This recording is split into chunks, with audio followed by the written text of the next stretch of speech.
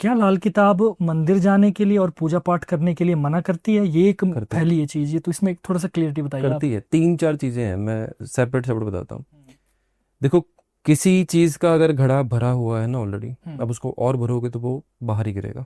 हम्म। बृहस्पति अगर मान लो आपकी कुंडली में ना पहले घर में, चौथे, सातवें, दसवें, अगर यहाँ पर अगर बैठा हुआ है, तो आप उस कंडीशन में किसी भी तरह से अगर आप मंदिर जाओगे तो आपको नुकसान ही होगा, उल्टा ही चलेगा। हम्म। हमेशा पहले में जाओगे किस्मत खराब होगी।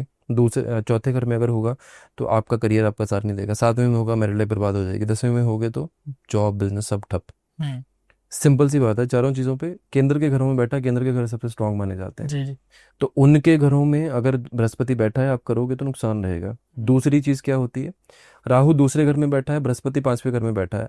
ऐसे लोग मंदिर गुरुद्वारे में जाके लंगर खाना शुरू कर दे तो उनका बर्बादी निश्चित है। हम्म। अब ये तो किसी ने मना नहीं किया ना, लंगर लगाना बांटना तो अच्छी बात ही है, जी जी। लेकिन कंडीशंस हैं। हम्म। तीसरी कंडीशन है, शनि आठवें घर में बैठा हुआ आपकी कुंडली में, हम्म। आठवें खाने में बैठा है, दूसरा घर खाली है। अब मंदिर जाओ, जितनी बार जाओगे उतनी बार नुकसान होगा।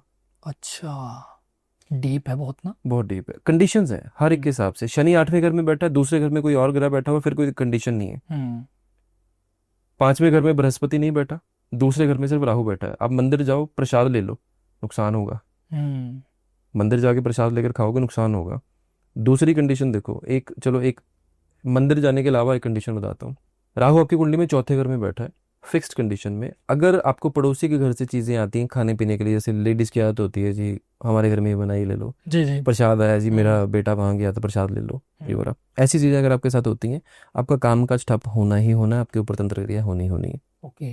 राहु चौथे घर में बैठा है तो हम्म। आप देख लो जितने मर्जी चार्ट, चौथे घर के राहु वाले कमेंट में बता दे लोग चाहे, हम्म। आती ही आती हैं चीज़ें। हम्म। अब जितने मर्जी बड़े शहर में रह लो। ओके। एक ना, मैं कल एक रील स्क्रॉल कर रहा था तो एक एनिमेशन सी वीडियो मेरे पास आई। बहुत वायरल चली है, वो बहुत वायरल चली है। उसमें क्या होता है, ऊपर राहु की फोटो बनाई गई है, हम्म। और एक स्टार्टिंग का जो कुछ सेकंड तक एक लेजी इंसान दिखाया गया है। और है ना, लेजी इंसान दिखा, वो खा रहा है, लेट रहा है, टीवी देख रहा है। हम्म। फिर उसमें टेक्स्ट लिखा होता है कि अगर राहु की कृपा हो गई तो वो एकदम से एक्टिव होकर काम करना स्टार्ट कर देता है। तो इस रील का थोड़ा सा थोड़ा सा बताएं ऑडियंस के लिए। गलत इंटरप्रेट किया है, मैं पहली चीज़ ये बोलूंगा। हम्म। देखो, राहु जितना शार्प प्लेनेट जो है वो कोई भी नहीं है। हम्म। राहु से ऊपर अगर कुछ है तो वो चंद्रमा है। ओके। राहु से भी अगर कोई तेज है, शार्प है, तो वो चंद्रमा है, क्योंकि चंद्रमा के पास 16 कलाएं हैं। हम्म। राहु के पास सिर्फ दिमाग है, हम्म। वो भी प्लान बी वाला, ओके। कि बाहर कैसे निकलना है किसी चीज़ से। हम्म। अब जब आप इस रील की अगर बात करोगे कि एक बंदा लेजी बैठा है, राहु की कंडीशन दिखाई गई, राहु की फोटो, राहु की कृपा होगी तो बंदा उठ के काम कर हाँ, रहा है। ये दिखाया था। अब इन्होंने ये इंटरप्रेट किया है कि राहु की दशा के बीच में बंदा वेला बैठता है या सुस्त होता है, हम्म। मान लो उस कंडीशन पे, और आपका राहु ठीक हुआ या राहु ने आपने उपाय की तो राहु ने आपका काम काज खोल दिया या आप काम करना शुरू हो गए। हम्म। प्रैक्टिकल कंडीशन में क्या चीज़ है, राहु को अगर आप नॉर्मल लाइफ में अगर आपको देखना है ना कहीं पे, आप बिल्ली को देखो, बिल्ली को, कैट को। हम्म। कैट क्या करती है, 24 घंटे में से 18 घंटे सोती है, हम्म। ये तो पता होगा जी आपको। जी। 18 घंटे में से जब भी वो उठेगी, उसके दिमाग में पहली चीज़ ये होगी कि मैं खाऊं क्या। ओके।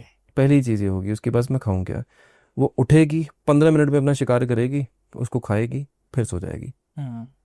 समझे बात को। जी जी जी। राहु जो करेगा वो झटके से ही करेगा। राहु कंटिन्यूस घंटों बैठ के काम कराने वाला ग्रह नहीं है। हम्म। अगर आपके दिमाग में इस टाइम पे कोई आइडिया आ रहा है ना, कुछ भी चीज़ें हो रही हैं, तो वो राहु एक ही चीज़ बोलेगा कि बेटा इस शॉर्टकट से निकलेगा तो ये तेरा काम हो जाएगा, तुझे इतनी देर में ये मिल जाएगा। ओके। ये है। तो मतलब अगर कोई राहु का अगर उपाय करें, किसी को कहा गया है कि यार आपका राहु बहुत खराब है, हम्म। तो क्या लाल किताब के थ्रू उपाय हो जाता है राहु का? लाल किताब में ही उपाय हैं, जितने उपाय लोग करते हैं सारे लाल किताब से कॉपी हैं। ओके। देखो, वैदिक वाले, मैं आपको एग्जांपल देता हूँ। वैदिक वाले को उपाय देते हैं, जाओ गाय को चारा डालो। हम्म। चलो, हमारे शास्त्रों में भी लिखा है कि गाय की सेवा करनी चाहिए हम्म।